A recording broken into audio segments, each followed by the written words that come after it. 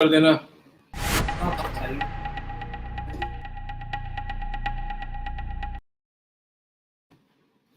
Welcome to AG's Ace.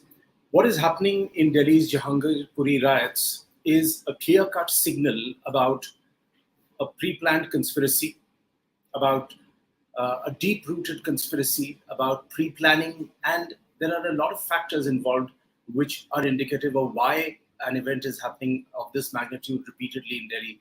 And by the way, Delhi does have a history of violence, and in this take, we shall bring some facts together because I always believe that whatever you are saying, if it is backed by facts, it tells its own story, and there is no kite flying involved.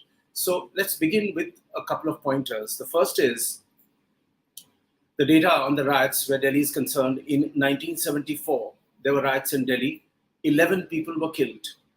In 1987, following riots in Meerut in Malyana, and I had personally gone to cover that for Hindustan Times. After that, there was an aftermath. There was a pushback in Delhi. And again, you had 12 people being shot dead by the police.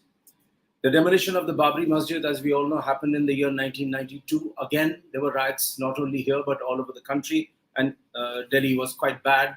There was a lot of pushback. There were a lot of incidents at Seelampur. 20 people were killed. In 2014, there was some more incidents, but luckily this time, and it happened during a Mata Ki Chowki event, which is done to celebrate Goddess Durga, but the cops moved in at the right time, so there were no casualties involved. After the Trilokpuri riots in Delhi, the Delhi police did a good thing. They formed Aman committees, which is peace committees, which involved people from different sections of society in certain areas to be part of one single committee to keep a close eye on developments and to take the right measures in time, also be in direct touch with the cops. So that was a pretty good move. Delhi saw the worst in February 2020, which is very recent. And at that point in time, 53 people were killed.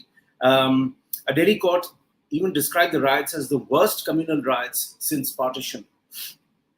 And why did it happen? It happened because of the Pro and Anti-Citizenship Amendment Act protesters, CAA protesters, when they clashed. But the amazing part about that is that an organization like the Delhi High Court went on record saying that the Delhi riots were planned and calculated to cause disruptions and were not triggered by any incident. So the Delhi High Court is actually going on record and saying that this is nothing sporadic. It was pre-planned, and that is why such an incident happened. To quote them, the February 2020 riots were a conspiracy planned and executed. They evidently did not take place at the spur of the moment. And the court also added that the systematic disconnection and destruction of the CCTV camera also confirms the existence of a pre-planned and premeditated conspiracy to disturb law and order in the city. So all of this is indicative of the fact that these riots, and going by my experience, because I've covered quite a few of them, there is nothing very sporadic or spontaneous about it. More than 90% of these riots are pre-planned. There is a deep-rooted conspiracy involved. There are forces behind them which trigger these events, unfortunately.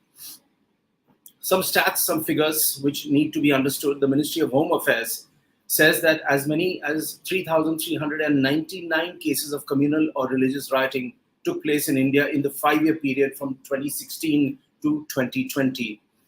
And out of that, in 2016, there were 869 instances of religious violence. That number reduced the next year to 723, just a marginal reduction, but it happened. In 2018, there were 512 cases of communal riots, and in 2019, there were 438 such cases. In 2020, there were 857 religious riots. So this goes on and on and on and doesn't seem to be stopping at all. And the most unfortunate aspect is that given the volatile situation in the country and the politics of religion and communalism that is playing out, this might just roll on further. Also, one other aspect that you need to keep in mind is timing. In 2020, when the riots began in Delhi, who was present in Delhi? None other than the American president at that point in time, Donald Trump. He was here. So with Trump being here, the foreign press was focused on his trip, And it also meant that India got a bad name, that when Trump is visiting Delhi, what a mess was being created, how many people were getting killed, butchered. And the kind of media that it was getting was sending a very wrong signal. Now again, Boris Johnson is supposed to be here in Delhi very soon. And the way the Jahangirpuri thing exploded, the incident exploded, it would have again sent a very poor signal. The good thing is that it is now currently under control. Also, my last point is that there have been a lot of talk about illegal Bangladeshi migrants and Rohingyas being involved in these riots. Could be true, and also there are certain audios available which basically put out the kind of dialect that they are saying, which is clearly an indication that they are from Bangladesh. But I have some more stats available, which is equally interesting. In this entire belt, there are people who are from Haldia, from Midnapur, from Malda, North 24 Parganas, Howrah, and other places in West Bengal. They are saying that we've been here for the last 30 years. We are not from Bangladesh. Even if we were, after staying in India for 30 years, we are Indians first. They have their IDs and they have all other documentation to prove that they are basically Indians. So to say that they are from Bangladesh or they are Rohingyas, they're illegal migrants, may not be the complete story. There is politics involved, and behind that, one of the other things to remember is that they were part of the resettlement colonies which Indira Gandhi initiated at a point in time, and she took the initiative that the Yamuna river bank should not be reduced to being large slums, so these people should be resettled, which they were. Now, there could be elements of illegal migrants present for which the Delhi police has to basically carry out a quick investigation, then do door-to-door surveys, which is a larger process. But there's enough meat here to basically convey that Delhi does have a history of violence. It may not go away soon. It is a microcosm of also what is happening in the country, and this has to be taken very, very seriously. We'll keep tracking these developments and bring them here for you to see and comment, and we will also keep a close track on the ongoing developments. Thanks for watching AGCS.